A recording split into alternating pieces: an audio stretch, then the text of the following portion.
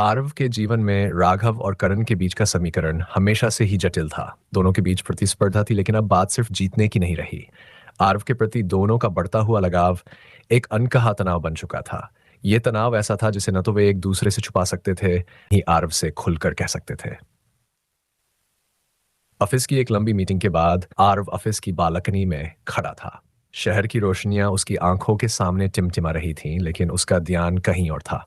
उसके भीतर कुछ ऐसा चल रहा था जो उसे परेशान कर रहा था। न केवल काम को लेकर, बल्कि एक अनजानी सी खींचतान उसे बेचैन कर रही थी। तभी एक गाड़ी के तेज ब्रेक की आवाज ने उसका ध्यान तोड़ा। उसने नीचे देखा। यह करण की कार थी। करण हमेशा की तरह अपने आत्मविश्वास भरे अंदाज में गाड़ी से उतरा। उसकी नजरें सीधे ऊपर बालकनी में खड़े आरव पर थीं। उसकी आंखों में कुछ था, गुस्सा, चिंता या शायद कुछ और। राघव, जो अंदर से खिड़की के पास खड़ा था, करण को देख रहा था। वह करण के हर कदम पर नजर रख रहा था। जैसे जैसे करण बालकनी की ओर बढ़ रहा था, राघव का चेहरा हल्का सा बदल रहा था। उसका आत्मविश्वास डगमगाता दिख रहा था। हवा में एक अनजानी सी खामोशी और तनाव महसूस हो रहा था। करण सीधा आरव के पास पहुंचा। उसके चेहरे पर वही सख्त लेकिन कोमल भाव था। आरव ने उसकी ओर देखा और हल्के से मुस्कुराकर पूछा, क्या हुआ करण, सब ठीक तो है? करण ने अपनी सख्त आवाज में लेकिन एक कोमल लहजे के साथ कहा, कुछ नहीं, बस बहुत दिन हो गए तुम्हें देखे हुए, सोचा मिलने आ जाऊं। वैसे भी हमारी दोस्ती इतनी कमजोर तो नहीं है ना? उसके लहजे में एक अलग सी गर्मजोशी थी। राघव अब तक चुपचाप खड़ा था, कर्ण की बातें सुन रहा था। उसे कर्ण का आरव के इतना पास आना बिल्कुल पसंद नहीं आ रहा था। प्राणा फिक्टिशियस स्टोरी चैनल पर आपका स्वागत है। यहाँ आपको मिलेंगी दिलचस्प कहानियाँ जो इमोशंस, ड्रामा और सस्पेंस से भरपूर होंगी। तो देर किस बात की, चैनल को सब्सक्राइब करें और कहानियों की इस रोमांचक दुनिया का हिस्सा बने। Story begins. उसने थोड़ा आगे बढ़ते हुए कहा, सेफ? करण, तुम किससे सेफ रखने की बात कर रहे हो? उसकी आवाज गहरी थी, लेकिन उसमें एक खिंचाव और अधिकार की भावना स्पष्ट झलक रही थी। आरव ने उनके बीच के बदलते माहौल को महसूस किया। दोनों की आंखों में जो कुछ चल रहा था वह उसे समझ नहीं आ रहा था। वह हल्के से मुस्कुराने की कोशिश करते हुए बोला, क्या हो रहा है तुम दोनों के बीच? क्यों ऐसा लग रहा है जैसे तुम दोनों कुछ छुपा रहे हो? करण ने राघव की बात को नजरअंदाज करते हुए आरव की ओर देखा और कहा, कुछ नहीं आरव, बस ये सोचा कि तुम्हारी मीटिंग यहीं थी तो क्यों न देख लूं कि तुम ठीक हो। उसकी आवाज में एक कोमलता थी जो उसके कठोर व्यक्तित्व से मेल नहीं खाती थी। राघव अब पूरी तरह से अपने स्थान पर टिक नहीं पा रहा था। उसने करण की ओर घूरते हुए कहा, तुम्हें क्या लगता है करण, कि तुम यहां आकर बस ऐसे ही? उसने अपनी बात अधूरी छोड़ दी। लेकिन उसके शब्दों में साफ चेतावनी झलक रही थी। आरव ने दोनों की ओर देखा। वह दोनों के बीच बढ़ते तनाव को महसूस कर रहा था। उसका दिल तेजी से धड़कने लगा था। यह सब क्या हो रहा है?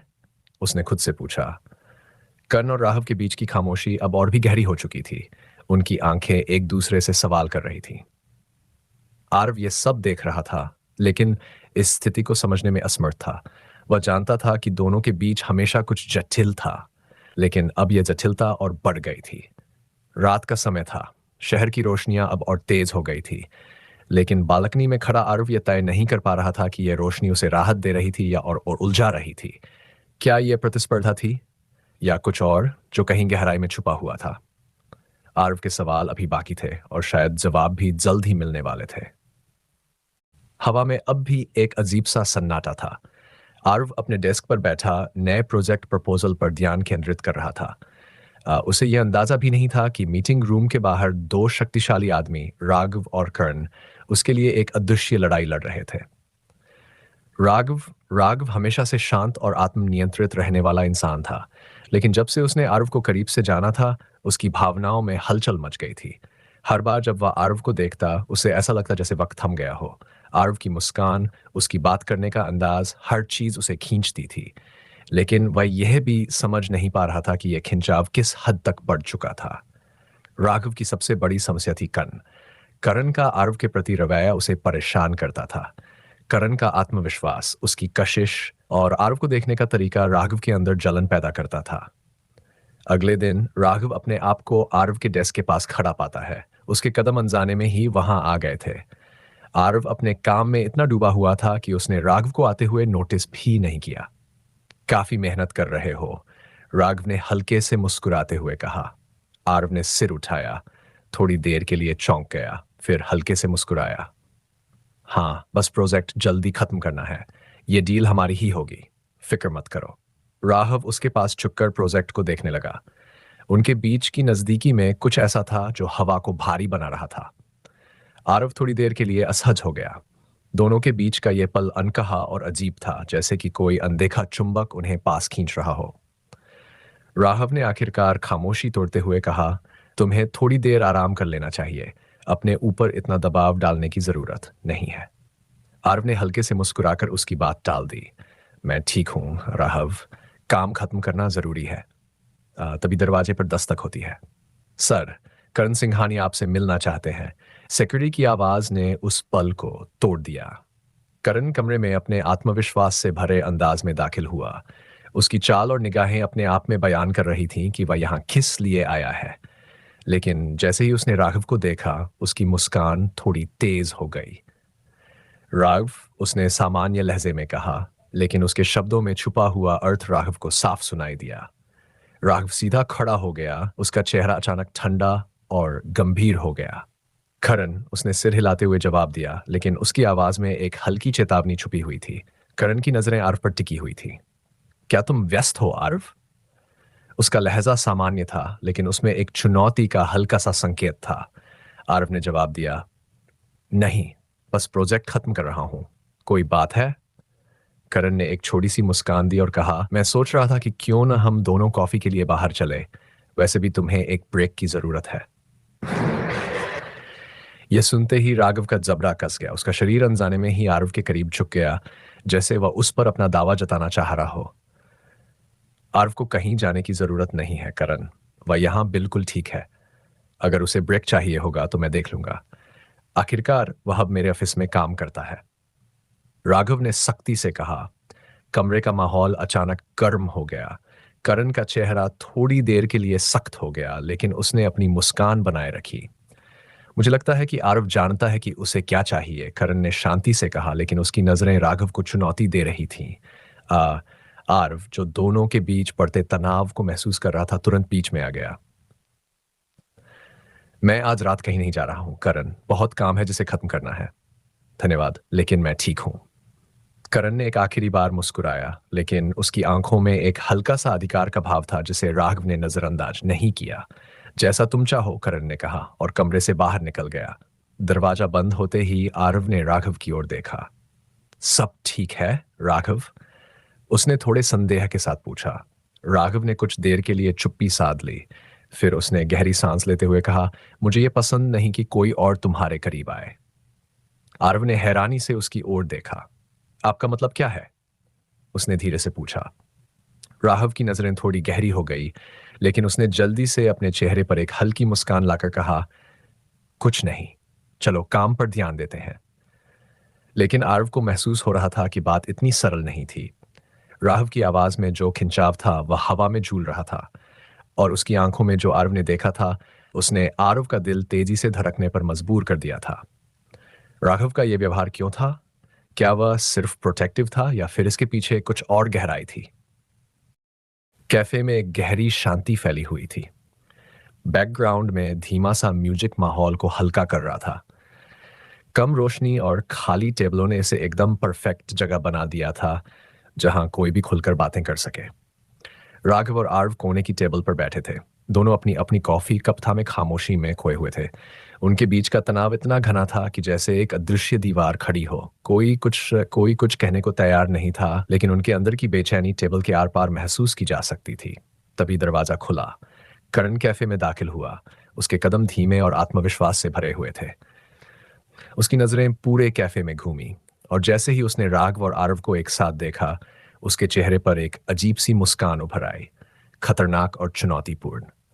वह धीमे कदमों से उनके टेबल की तरफ बढ़ा। आरव, तुमने बताया नहीं कि तुम यहां आ रहे हो, करण ने आवाज में हल्की तीखी धुन के साथ कहा। राघव ने बिना हिले डुले उसकी ओर देखा। उसकी आंखें सख्त थीं। जरूरी नहीं समझा। राघव की आवाज सदी हुई थी, लेकिन उसके लहजे में ठंडक थी। आरव ने ऐसा महसूस किया जैसे कमरे की हवा अचानक भारी हो गई हो। राघव और करण के बीच पहले भी कुछ तनाव था, लेकिन आज ये और ज्यादा गहरा और व्यक्तिगत लग रहा था। करण ने आरव की ओर देखा और उसके चेहरे पर एक शांत लेकिन अजीब मुस्कान थी। तुम यहाँ अकेले बैठे हो, यह देखकर थोड़ा अजीब लग रहा है, उसने कहा, लेकिन उसकी आंखें सीधे राघव पर टिकी हुई थीं। आरव ने हल्की सी मुस्कान के साथ जवाब दिया, नहीं, मैं अकेला नहीं हूं। मुझे लगा था तुम ज्यादा समझदार हो, करण ने कहा। उसके शब्द आरव के कानों में एक सर्द तीर की तरह लगे। राघव, जो अब तक शांत था, धीरे से आगे झुका और करण को घूरते हुए कहा, आरव जहां जाना चाहे उसके लिए तुम्हें इजाजत लेने की जरूरत नहीं है, करण। करण मुस्कुराया, लेकिन उसकी मुस्कान में चिंगारी थी। देखते हैं ये सब कितनी देर तक चलता है, उसने कहा और बिना और कुछ कहे वहां से चला गया। जैसे ही करण वहां से गया, आरव ने राघव की तरफ देखा। सर, क्या सब ठीक है? आरव ने असमंजस में पूछा। राघव की नजरें अब भी दरवाजे की ओर थीं, जहां से करण गया था, लेकिन उसकी आवाज धीमी और स्थिर थी। नहीं, सब ठीक नहीं है। कर्ण के इरादे मुझे बिल्कुल ठीक नहीं लग रहे। आरव ने असहज होकर सवाल किया, पर ऐसा क्यों? मुझे सच में कुछ समझ नहीं आ रहा। राघव ने उसकी आंखों में देखा, जो छुपा रही थी, फिर भी उनमें सच्चाई की झलक थी। ये जो कुछ भी है आरव, ये बहुत ही जटिल है और ये कभी आसान नहीं हो सकता, उसने सीधे कहा। आरव को राघव की बातों में और भी उलझन महसूस हुई। वह कुछ और पूछने ही वाला था कि तभी कैफे का दरवाजा फिर से खुला। करण वापस अंदर आया। इस बार वह सीधे उनके टेबल पर नहीं आया, बल्कि काउंटर के पास खड़ा हो गया। उसकी नजरें आरव पर टिकी थीं और उसकी आंखों में गहरी चुनौतीपूर्ण चमक थी। ऐसा लग रहा था जैसे वह बिना कुछ कहे अपनी मौजूदगी का एहसास कराना चाहता हो। राघव ने करण की ओर एक पल देखा, फिर वापस आरव की ओर देखा। यह खत्म करना जरूरी है, उसने धीमे लेकिन सख्त लहजे में कहा। आरव ने हैरानी से राघव को देखा। क्या मतलब है आपका? उसने धीरे से पूछा। राघव ने गहरी सांस ली, फिर गंभीरता से कहा, करण जो कर रहा है वह बस दोस्ती नहीं हो सकती, उसके इरादे कुछ और ही हैं। आरव की नजरें राघव के होंठों से उसकी आंखों तक गईं। राघव की आंखों में कुछ था, एक कच्चा और साफ वादा जो आरव के दिल को धड़काने के लिए काफी था। कमरे में मौन छा गया। करण अब भी काउंटर पर खड़ा था, लेकिन उसकी मौजूदगी हर तरफ महसूस की जा सकती थी। आरव ने अपनी नजरें झुका ली। वह इस माहौल को झेलने के लिए तैयार नहीं था। अचानक राघव ने हल्के से पूछा, तो आरव, तुम क्या चाहते हो? आरव ने चौंक कर उसकी तरफ देखा। यह सवाल काम का नहीं था, यह कुछ और ही था, और इस बार इसका जवाब देना और भी मुश्किल लग रहा था। मुझे नहीं पता, आरव ने धीरे से कहा। यह सब इतना मुश्किल क्यों लग रहा है?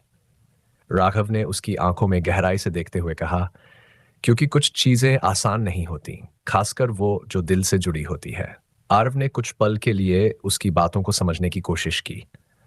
वह खुद को और ज्यादा उलझा हुआ महसूस कर रहा था, और तब उसने महसूस किया कि यह केवल काम की बात नहीं थी। यहां कुछ और था, कुछ गहरा और खतरनाक। जब आरव मेरे सामने कैफे में बैठा था, कैफे का माहौल खामोश था, लेकिन मेरे अंदर एक तूफान मचल रहा था।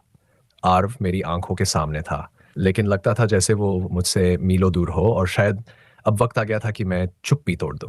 उसकी कैजुअल हरकतें और आसानी से मुस्कुराना, ऐसा लग रहा था जैसे हमारे स्कूल के दिनों की गूंज मुझे वापस बुला रही हो।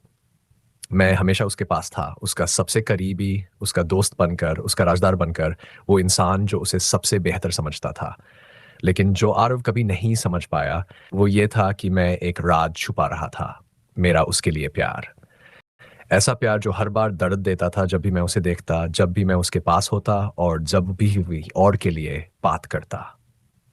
स्कूल के दिनों में मुझे पता था कि अगर मैंने अपने प्यार का इजहार कर दिया तो शायद मैं आरव को हमेशा के लिए खो दूंगा। इसलिए मैंने खुद को समझा लिया था कि हमारी दोस्ती सबसे ज्यादा जरूरी है। आरव हमेशा आकर्षण का केंद्र था, अपनी खूबसूरत मुस्कान और चार्म से लोगों को अपनी ओर खींच लेने वाला। और मैं हमेशा बैकग्राउंड में खड़ा रहता, उसे देखता रहता, बस उसका इंतजार करता। हर छुपी हुई नजर, हर बार उसका हाथ अनजाने में मेरे हाथ को छू लेना मेरी रगों में एक हलचल पैदा कर देता। लेकिन मैंने हमेशा अपने जज्बातों को दबा दिया, उन्हें दिल के एक कोने में छुपा दिया ताकि हमारी दोस्ती बनी रहे। लेकिन सबसे ज्यादा चुभने वाली बात यह थी कि आरव कितनी आसानी से दूसरों के साथ अपनी कंफर्ट ढूंढ लेता, और मैं वही था जो हमेशा साइडलाइन पर खड़ा रहता। मुझे आरव के अलावा कभी किसी की जरूरत नहीं थी। मेरी दुनिया बस उसी के इर्द गिर्द घूमती थी, लेकिन मेरी यह दुनिया कभी उसकी नजरों में नहीं आई। वक्त के साथ मैंने खुद को मना लिया था कि मेरा प्यार बस एक तरफा है, पर सच कहूं तो ये एक तरफा मोहब्बत मेरे अंदर जलती रही। मैंने ये मान लिया था कि आर्व कभी मेरे बारे में वैसे नहीं सोच सकता जैसे मैं उसके बारे में सोचता था। वो रोशनी था और मैं सिर्फ उसका परछाई। लेकिन अब चीजें बदल रही थीं। आरव धीरे धीरे मुझसे दूर जा रहा था, और जब मैंने उसे राघव के साथ देखा तो मेरा दिल और तेजी से टूटने लगा। मैं अब ये झूठ खुद से नहीं कह सकता था कि मैं उसके लिए सिर्फ दोस्ती महसूस करता हूं। सच यह है कि यह दोस्ती कभी भी सिर्फ दोस्ती नहीं थी। यह प्यार था, गहरा एक तरफा प्यार जो सालों से मेरे अंदर पनप रहा था। आज जब मैं उसके सामने बैठा हूं, सच मुझे और ज्यादा महसूस हो रहा है। वो यहाँ है, लेकिन वो पूरी तरह मेरा नहीं है। उसकी हंसी, उसकी बातें, उसकी नजरें, सब अब किसी और की तरफ मुड़ गई थी। और मैं सिर्फ एक इंसान था जो अपने अतीत और भविष्य के बीच फंसा हुआ था। आरव के साथ बिताया हर लम्हा मेरी यादों में ताजा है। आरव मेरे सामने बैठा था और मैं अपनी मोहब्बत, अपने डर और अपनी कमजोरी के बोझ तले दबा हुआ था, क्योंकि मुझे डर था कि अगर मैंने सच बोला तो हमारे बीच सब कुछ खत्म हो जाएगा। लेकिन क्या सच में कुछ बचा था? हमारे बीच पहले ही इतनी दूरियां आ चुकी थीं जिन्हें मैं हमेशा अनदेखा करता रहा। आज जब मैं उसके सामने बैठा हूं, सच्चाई मेरे अंदर और गहराई से महसूस हो रही है। वो यहाँ है मेरे सामने, लेकिन अब वो पूरी तरह मेरा नहीं है। उसकी हंसी, उसकी बातें, उसकी नजरें, सब अब किसी और की तरफ मुड़ चुकी है। और मैं सिर्फ वो इंसान हूं जो अपने अतीत और भविष्य के बीच अटका हुआ है। आरव के साथ बिताया हर लम्हा मेरी यादों में ताजा है, लेकिन आज जब वो राघव के साथ है, मुझे लगता है कि मैं अब और बैकग्राउंड में नहीं रह सकता। कैफे का माहौल खामोश था, लेकिन मेरे अंदर एक तूफान मच रहा था। वो प्यार था, एक तरफा प्यार जो हर दिन के साथ बढ़ता जा रहा था। फिर भी चाहे मैं कितनी भी बार अपने जज्बातों को कहने की कोशिश करता, मैं चुप ही रहता। लेकिन आज जब वो राघव के साथ है, मुझे लगता है कि मैं अब सिर्फ एक साया बनकर नहीं रह सकता। मुझे अपनी मोहब्बत कबूल करनी होगी, या फिर उसे हमेशा के लिए खो देना होगा। आई होप आपको ये वीडियो पसंद आई हो। मिलते हैं नेक्स्ट वीडियो में। Till then take care.